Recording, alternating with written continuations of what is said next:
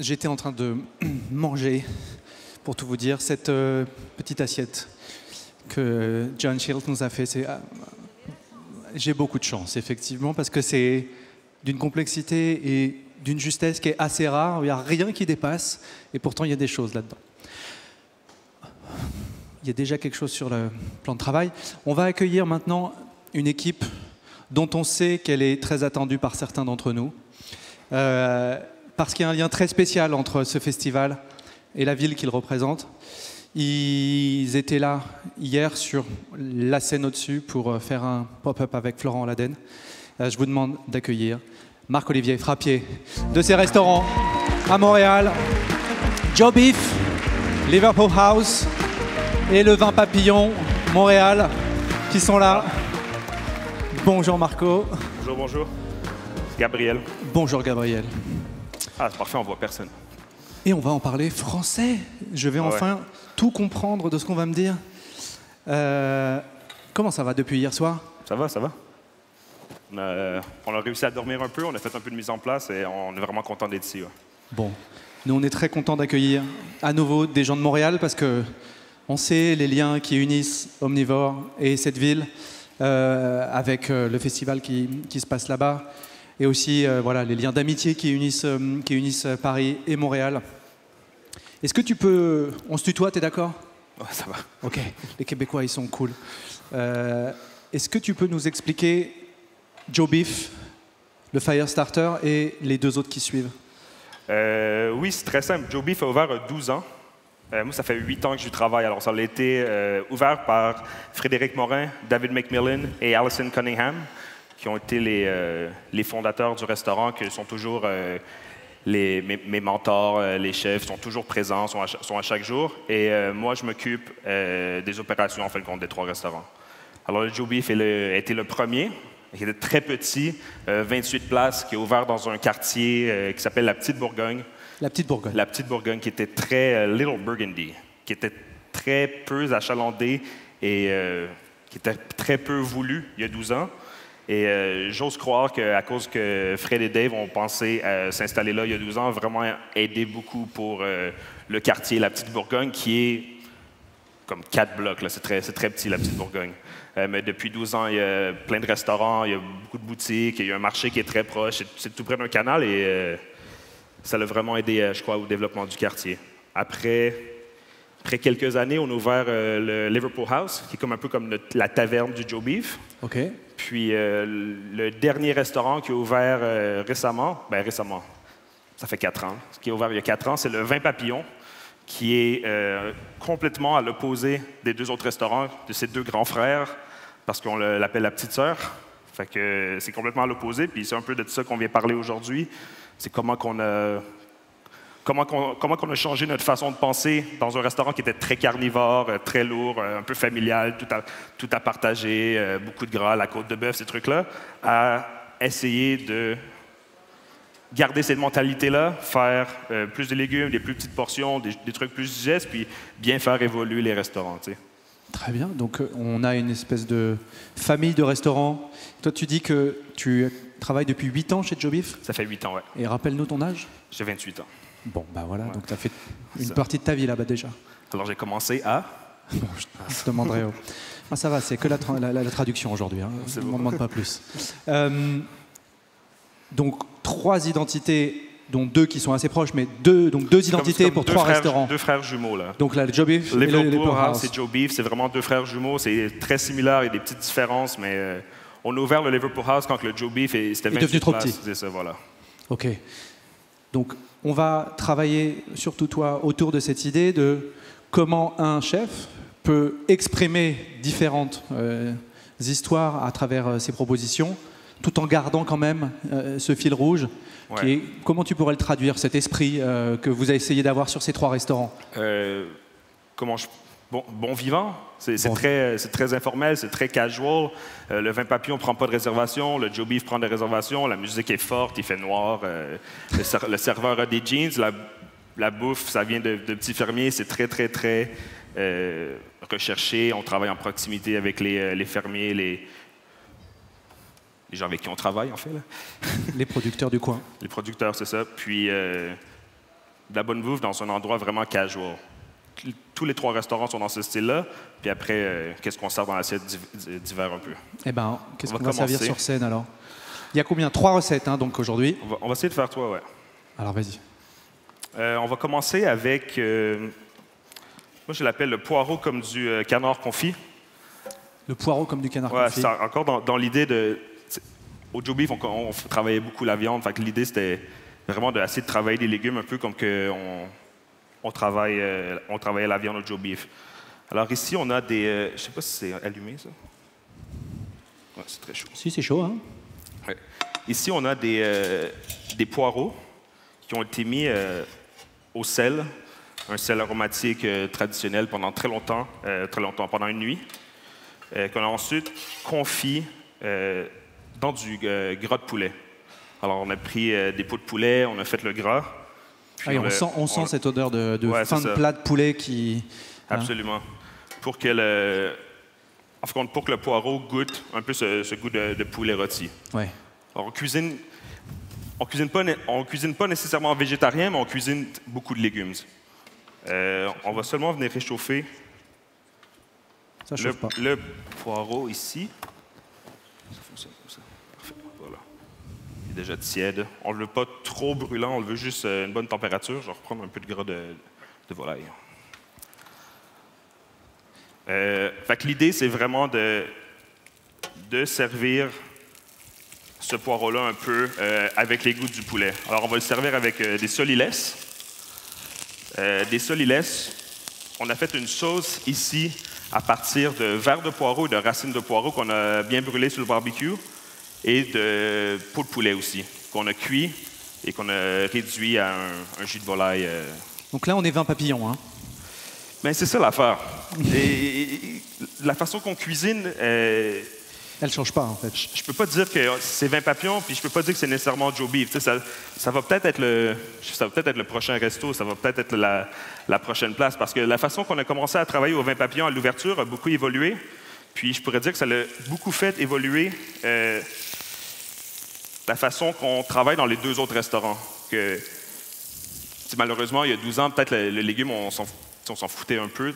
Puis finalement, à force de manger de la viande toujours, on a comme senti un besoin, tu sais. On en a parlé effectivement pas mal et je pense que ça va continuer dans cette scène salée de s'interroger sur la place du légume dans la cuisine. Mais j'espère, hein, ouais, on en parlera aussi demain avec Arnaud Laverdin de la bijouterie et évidemment avec les autres. On a fait beaucoup de variations de la façon qu'on le fait. Ici, nous, au Québec, on n'a pas vraiment la chance d'avoir des langoustines. Ici, j'avais la chance d'avoir des langoustines, alors on va le faire avec un petit ragoût de solilès qu'on a confit avec quelques langoustines qu'on va à peine cuire et mettre sur le poireau.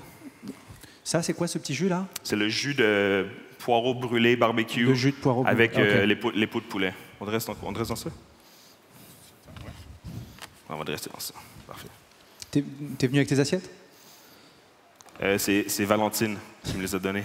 C'est les assiettes de Valentine? C'est les assiettes de Valentine, mais c'est vraiment les assiettes dans lesquelles genre d'assiettes dans lesquelles on travaille au restaurant. Okay. On les trouve dans les brocantes, dans les antiquaires, chez ma grand-mère, n'importe où. Là. Toutes les assiettes sont dépareillées le plus possible. On essaie vraiment que les assiettes soient dépareillées.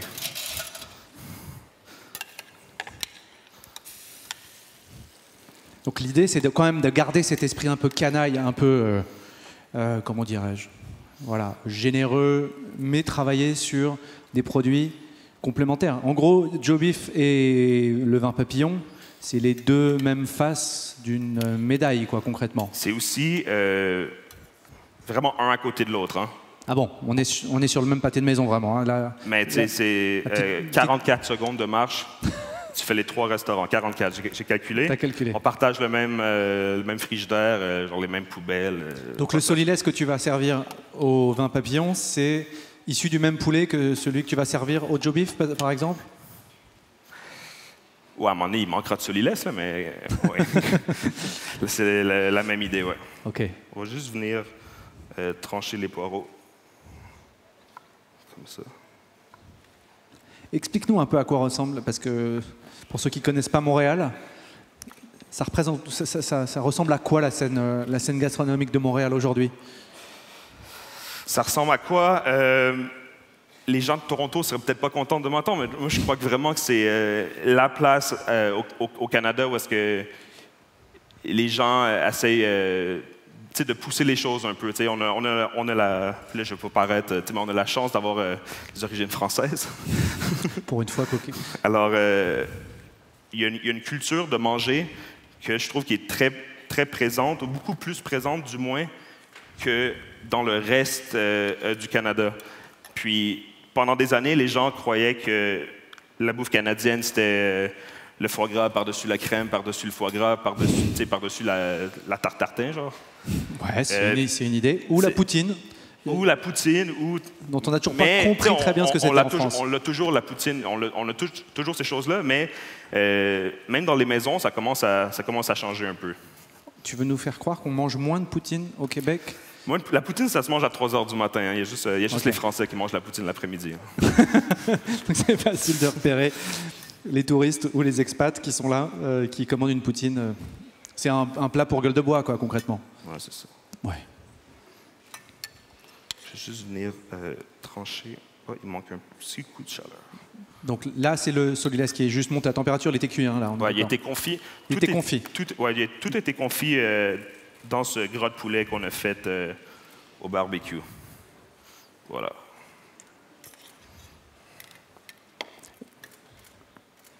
Et la langoustine, là ici, peut-être elle doit venir de la playlist, j'imagine Transgourmet, mais elle vient d'où sinon chez toi? Il y a de la langoustine qui vient de l'océan, pas loin? On n'a pas de langoustine. Il n'y en a pas? Ben, il y en a, mais ils sont congelés, on ne les utilise pas. Au restaurant, je fais ce plat-là avec des bourgots, des bulots. La texture est très similaire au solilès. Oui. Alors, on les met ensemble. Je vais juste venir trancher un peu ici. Je ne suis pas habitué avec ces genres de plats qui n'arrêtent jamais.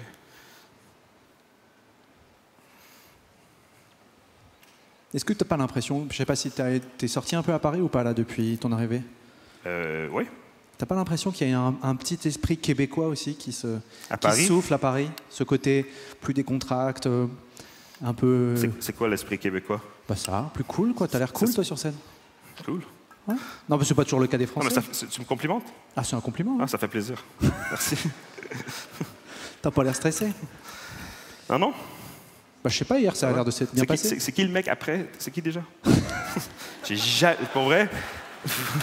J'ai jamais entendu parler, mais il a l'air vraiment cool. un très jeune débutant, effectivement, qui arrive juste derrière. Le cresson. Il est ici. Puis, ouais, voilà. Ah, c'est tout. On a fait une huile de cresson. On va finir avec un peu de cresson. Et du cresson. Et c'est le premier plat. Donc, on serait plutôt sur du vin papillon. Et encore. Je l'ai fait au Joe Beef. Un peu, ouais, je pense pour vrai qu'on est dû pour une nouvelle place. T'sais. Au vin papillon, les poireaux, on les met sur le barbecue, on les sert en escabèche dans des conserves. Puis on les met sur la table comme ça. Ça, au Joe Beef, on ferait peut-être plus ça. Je sais pas. Il faut encore, après 4 ans, que je pense comment différencier toutes les places. Mais ça m'intéresse pas vraiment, puis ça va bien comme ça. Il faut être un peu schizo aussi pour avoir plusieurs restos. Schizo. Voilà. On a une première assiette? Et ben voilà. Les poireaux sur les laisses. Et cresson? C'est bien. On se fait une deuxième assiette? Ben... Je crois qu'on fait ça. On va faire la tarte, ouais. Elle est trop cuite, non, là? C'est un peu cuit, hein? Ouais. Non, en fait, c'est une tarte tatin de betterave et d'algues dulces. Ouais, on en a parlé tout à l'heure. Ouais, c'est ça qui vient de... Je crois, en fait, compte, ça vient de où est-ce que Burns y revient. Là. Ça vient de la Nouvelle-Écosse. Ok. Alors, le Canada est grand, mais les produits ils viennent souvent de la même place. Là. Non, c'est ça. On fait une tarte à thym normale. On part un caramel avec du sucre, du vin rouge, du sucre, du vinaigre de vin rouge et des algues. On met dans le fond, on tranche les betteraves. On étage avec poudre de betterave et algues. Poudre? Oui, c'est ça.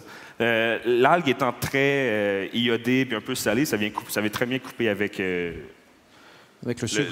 le sucré de la betterave qui est naturel. Là. Et la poudre de betterave, elle sert à quoi concrètement? Ça sert un peu à lier. Alors, il Ok. y a beaucoup de liquide. Quand ça se fait en cuisant, D'accord. ça l'épaissit puis ça lie le tout. Là. Ok.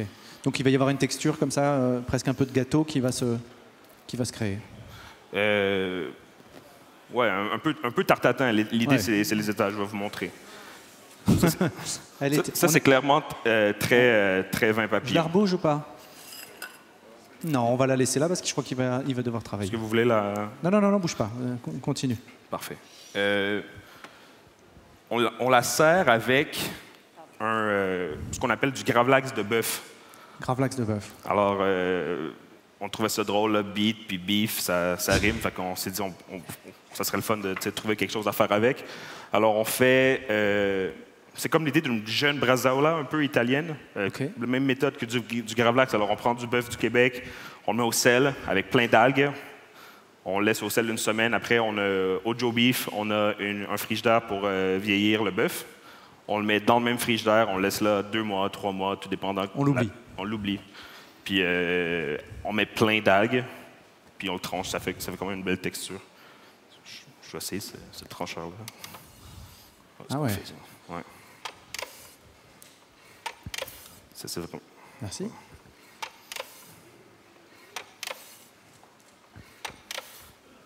Fait que l'idée, c'est vraiment juste de mettre les betteraves aux algues avec le bœuf aux algues. On a fait une petite sauce betterave, aller avec, puis c'est tout. Ouais, l'algue, elle s'oublie pas. Hein. On la Ah oui, retrouve. ils ont passé 3 mois ensemble. Alors. Ouais. Ouais.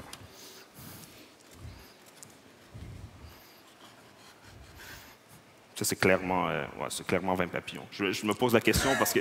On est où, là? Tu me poses la question, mais... Et est-ce que c'est la même clientèle d'ailleurs? C'est peut-être ça qui te permettrait de... C'est la même clientèle qui vient pour des raisons différentes, je dirais. OK. C'est la même idée, c'est la même ambiance. Il faut venir, je ne suis pas clair. Hein? Non, et tu travailles en même temps que tu avances. Hein. On est dans une séance, hein, et là, tu vois, à la fin, on sera... Je pense que tu vas aboutir à quelque chose. Ouais, ça, c'est une sauce qu'on a faite à partir d'une réduction de vin rouge avec beaucoup de betterave. On a aussi infusé un peu d'algues dedans là, pour garder le thème. Il y a quand même quelques étages, effectivement, de betterave. Hein. Donc ça, c'est toujours ce jus. Puis on vient finir avec le gravlax de bœuf.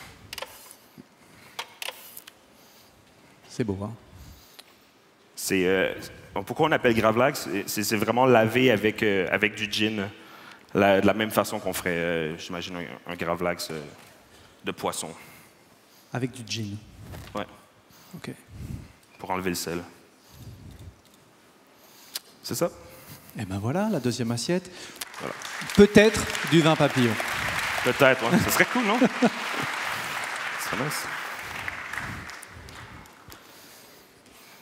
Des fois, on met des fleurs de ciboulette, des fois, on met de la poudre d'algue, des fois, on fait... ça dépend. Et il y a des produits qui te manquent ici, qu'on pourrait Des pas trouver en France, des produits québécois. On en avait parlé l'année dernière, ici à Omnivore. Je suis pas peut-être pas la meilleure personne pour dire mais hier, je sais que hier, au souper avec Florent, il a fait un chou rôti avec un jus de fermentation et une salade de choux bouillie en salade vinaigrette. Et toute la multitude de choux qu'il y avait, moi, la plupart, je n'avais jamais vu. Là, des choux blancs, puis je pense pas qu'on a rien à... C'est sûr qu'on a nos propres choses, mais hier, j'étais vraiment impressionné. On est allé au marché, les fromages. Les fromages au Québec, c'est très réglementé. C'est super réglementé. Fait que c'est sûr, quand on arrive ici, je pense ça fait 3 jours qu'on mange du fromage non-stop. C'est vraiment... Je comprends. C'est Ça, on fait le troisième plat? Ouais, tu as tout à fait le temps de faire le troisième plat. Est-ce que je vais trop vite ou... Non, tu as, Ouais, 10 minutes pour faire le plat. Excellent. Le dernier plat, on va faire... Qu'est-ce que c'est, ça? C'est des pois fourragés. Des pois fourragés. C'est des pois fourragés en anglais, field peas. C'est une sorte de pois... De petits pois? Ouais, une sorte de pois sec, très, très ancienne, qui a été ramenée par un producteur avec qui on travaille, le Moulin des Cèdres, récemment. Lui, il dit que c'est une des variétés de pois les plus anciennes. Les plus anciennes. Ça a une odeur de petits pois. Ça goûte le petit pois, c'est un peu plus terreux. Ça garde beaucoup plus la texture. Alors, c'est très dur à trop cuire. On cuit très longtemps et ça garde toujours un peu une texture. Celui-là, c'est comme une légumineuse traditionnelle. Nous, on dit soaké. On l'a mis dans l'eau pour une nuit. Puis, après, on l'a juste cuit dans un bouillon de chou-fleur pour aller avec le chou-fleur. Donc, c'est un produit qui est sec à la base, que tu cuisines. Quand il arrive, il est sec chez toi, il n'est pas frais. C'est sec, ouais. D'accord. J'ai jamais vu frais, ce serait une bonne idée. Si c'est sec, ça doit être frais. À un moment. À un moment, ça doit être frais. On va cuire un chou-fleur sur une brique. Cela dit, moi, j'ai jamais vraiment vu de lentilles fraîches non plus, presque. C'est rare. Tu vois? Sont où les lentilles fraîches? C'est la vraie question. C'est l'huile de tournesol, parfait. Ah ouais, c'est ça, on va cuire un chou-fleur sur une brique. Alors, toujours dans l'option de travailler un légume un peu comme une viande. Ouais. Ça c'est encore clairement au vin papillon. Au vin papillon, on le fait dans une rôtisserie. Alors, on a une rôtisserie qui, à la place de mettre des poulets, c'est plein de chou-fleur. On a toujours du gras de poulet. On arrose avec le gras de poulet. Puis, on sert à partager un demi-chou-fleur, un chou-fleur entier, toujours. Mais là, on va le faire sous une brique, un peu la tradition du poulet al matone, l'italien. Quand j'ai travaillé en Italie, on en faisait beaucoup. Alors, c'est un peu la même idée. Sous une brique, c'est ça que tu veux dire? Sous une brique, oui. Les douaniers ont pris ma brique, alors j'ai pris ça. C'est plus ou moins la même chose. Il faut juste vraiment venir assaisonner. Ça l'aide à la caramélisation, ça fait un peu une texture de steak, tu sais. Je devrais Je vais l'égaliser un petit peu, sinon ça ne va pas tenir. Il n'y a pas cette envie de singer la viande. C'est vraiment plutôt... On ne fait pas semblant que c'est de la viande. On va utiliser le légume comme une viande, mais pas pour faire croire que c'en est. Tu sais, parfois, on a un peu l'impression que... Peut-être un peu plus chaud. Ouais. Ah, c'est comme ça. C'est bon, c'est bon. Parfait. Tu veux chaud? Ouais, très chaud. Alors ça, on va venir le saisir vraiment comme on ferait un poulet, comme on ferait un steak, dans une huile très forte.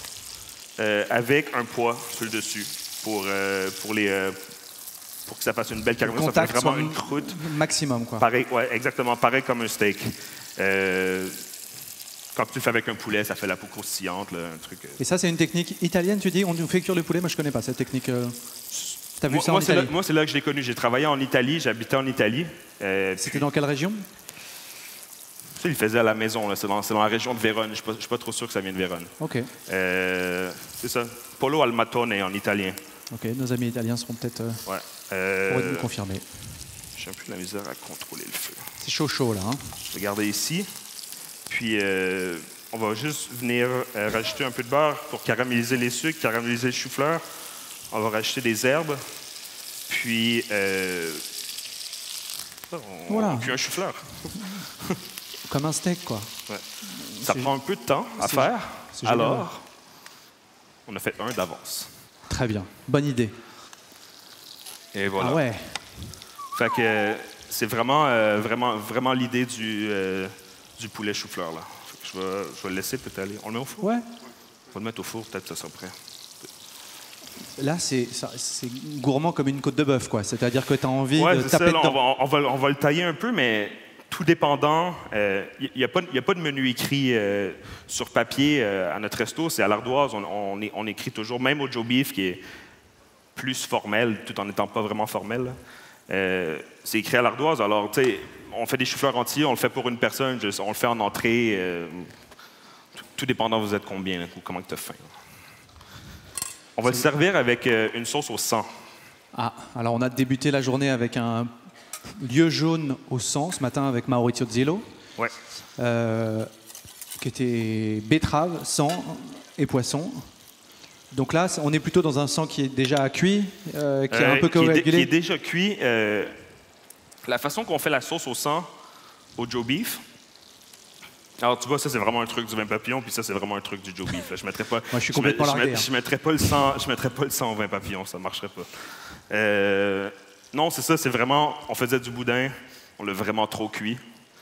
C'était pas bon. Puis on a eu l'idée juste de prendre un jus qu'on avait en place, de le passer au Vitamix, puis ça l'a fait une sauce un peu boudin-sang que maintenant on fait au menu régulièrement. Qui est juste une sauce, hein, qui va permettre juste d'arriver comme un condiment. On va le mettre dans le fond de l'assiette, absolument. OK.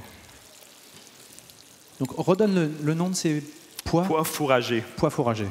Ouais. On va faire une garniture de pois fourragés et de feuilles de chou-fleur. Ça va tout venir ensemble. C'est québécois, non? Ça fait québécois un peu? Les pois, le sang, non? Je sais pas, je suis jamais allé, moi. OK. Ouais. Je sais pas, les Québécois, ça fait québécois, ça? Je sais pas. Ouais. Michael, ça fait québécois, non? Juste bien fouetter pour pas que ça... En tout cas, un peu, ça fait envie, moi, je dirais. Bon, parfait. Venez nous voir, on fait les 3 restaurants. Et concrètement, comment toi tu partages ton temps? Tu te très double? Mais je me fais un horaire pour les services, puis... Tu sais pas. Où est-ce que j'ai besoin d'être? J'y suis. De toute façon, c'est à côté. Donc, c'est pas vraiment un problème. OK. Ouais, on va juste venir réchauffer ça tranquillement. Et Marc-Olivier, il y a une envie aussi de... à un moment, ouvrir son propre restaurant? Oui, mais je pense pas que je suis pas prêt maintenant. Pas prêt. Je vais rester avec les gars pour encore quelques années, puis... On verra. Tu sais, je me sens pas que c'est pas chez moi. Je suis toujours là. J'ai liberté d'expression sur les menus, sur l'embauche, sur la décoration, sur tout. Je suis copropriétaire également. J'ai la misère à imaginer ça serait quoi. Il faudrait que je le fasse, j'imagine. Tout le monde me dit que je devrais le faire, mais je suis pas. Je suis heureux comme ça. T'es pas pressé? Je suis pas pressé. Je vais juste venir trancher le chou-fleur. Ça va être chaud, ça.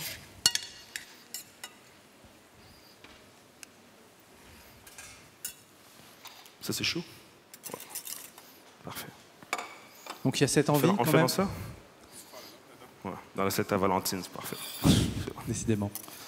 Il y a cette envie de réduire aussi, chez toi, la quantité de protéines animales que tu sers aux clients, ou c'est simplement une question d'envie, de goût? Oui, on y pense. On n'a pas parlé, mais on a beaucoup de jardins. Entre les 3 restaurants, il y a une ruelle qui donne sur un terrain de baseball. Et entre le terrain de baseball et les restos, c'est nous on appelle ça des raised beds. C'est comme des énormes bacs à jardin en bois qu'on a construits nous-mêmes. Dans lesquels vous faites... Qu'on utilise énormément. Alors, ça serait te mentir de te dire qu'il y a plein de légumes l'hiver. Donc, il y a une façon de garder les légumes, mais quand on est parti, il faisait moins 20. Alors, on en profite vraiment beaucoup quand l'été arrive. On utilise beaucoup de légumes. L'hiver, on utilise beaucoup de viande. Puis, les gens, c'est de la façon qu'ils veulent manger de toute façon. Ça se fait organiquement. Là. C'est aussi des urban farmers. Quoi? Vous êtes aussi des fermiers urbains, donc. Ouais. Ouais. Le ruelle à la table. Ouais, dans une ruelle, quoi.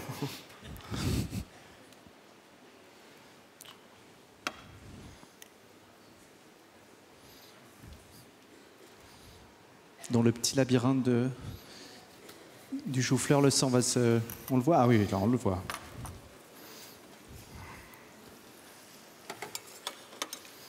Juste un petit peu de pois fourragé qui va donner un peu de texture. Et des verres de chou-fleur, juste pour ne pas les jeter. Tu vois. Pour ne pas les jeter. Parce que c'est bon. C'est ça? Oui. C'est bon pour toi? On a fini? C'est ça. Mesdames, messieurs. Voilà. Marc-Olivier Frappier. All right. de ces 3 restaurants qu'il faut découvrir absolument à Montréal. Merci beaucoup. Merci à toi. T'as pas eu trop la pression? Non, ça va. On termine cette journée dans 5 minutes avec un petit jeune qui débute, effectivement. À tout de suite. Merci beaucoup.